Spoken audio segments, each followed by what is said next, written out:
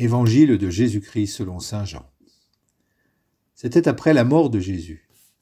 Le soir venu, en ce premier jour de la semaine, alors que les portes du lieu où se trouvaient les disciples étaient verrouillées par crainte des Juifs, Jésus vint, et il était là, au milieu d'eux. Il leur dit : « La paix soit avec vous. » Après cette parole, il leur montra ses mains et son côté.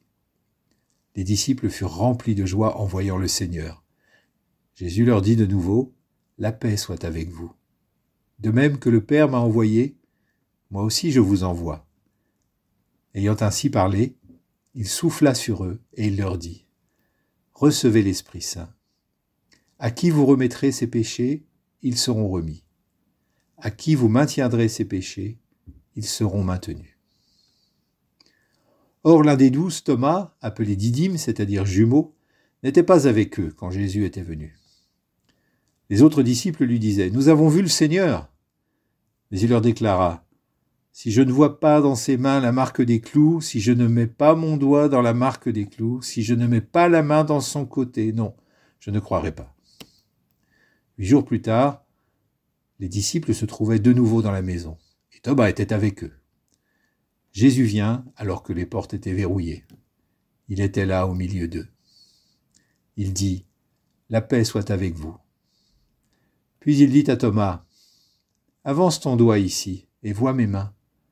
Avance ta main et mets-la dans mon côté. Cesse d'être incrédule, sois croyant. » Alors Thomas lui dit : « Mon Seigneur et mon Dieu. » Jésus lui dit : « Parce que tu m'as vu, tu crois.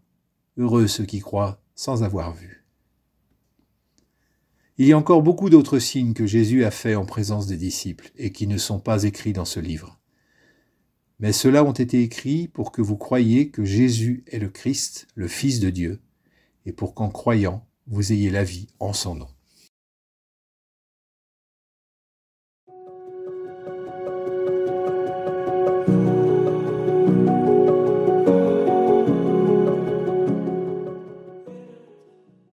Christ est ressuscité, il est vraiment ressuscité. En ce 8e jour de Pâques, nous voici réunis avec les disciples au Cénacle pour accueillir encore les manifestations de Jésus ressuscité. Tout au long de cette semaine, nous avons pu voir les difficultés rencontrées par les disciples pour laisser la foi s'installer et grandir dans leur cœur. Aujourd'hui, au Cénacle, nous pouvons laisser résonner cette parole que Jésus dit 3 fois à ces hommes inquiets et hésitants. « La paix soit avec vous. » La bonne nouvelle de la résurrection vient certainement bouleverser notre vie. Elle vient jeter la lumière sur nos doutes et nos infidélités. Mais elle vient surtout ouvrir un horizon nouveau, un surcroît de vie, une profonde espérance. La résurrection de Jésus ne vient pas d'abord troubler et déranger, elle apporte la paix, cette paix profonde qui caractérise le désir de tout homme et de toute femme. À la fin de cette semaine de Pâques, dans l'intimité de notre cœur, laissons résonner cette parole que Jésus adresse à nos oreilles aujourd'hui : « La paix soit avec vous. »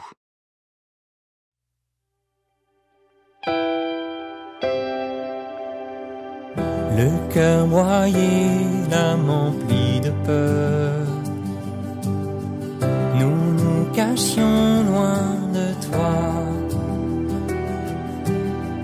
Mais pour nous racheter, tu t'es fait l'un de nous, éternel est ta miséricorde. Par ta main guide-nous, Seigneur, transforme-nous en ton amour, rassemble-nous en un peuple saint, qui porte en ce monde ta paix. Tu as porté nos péchés, Seigneur, jusqu'à la mort sur la croix. Et quand tu rends l'esprit, tu nous ouvres la vie éternelle.